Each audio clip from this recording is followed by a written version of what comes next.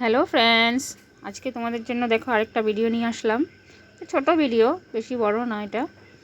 আজকে পার্লারে বলো না কি কাস্টমার, সেজন্য আমি সবগুলো উঠাতেও পারিনি, দিতেও পারিনি। এই ভিডিওটাও ভালো করে দিতে পারিনি তোমাদের সাথে, জানো কেন কি এত ভিড়, এত কাস্টমার ছিল। সেজন্য লাস্ট ফিনিশিং একটু উঠালাম আর কি ক্লিপ।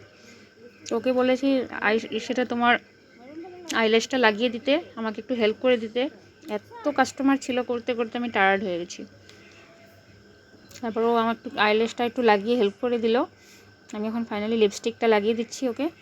ও চুল বাঁধবে না, ও বলেছে চুলটা ওর ইসে তো স্ট্রেইট, তো তার জন্য আয়রনিং জাস্ট করে নেবে।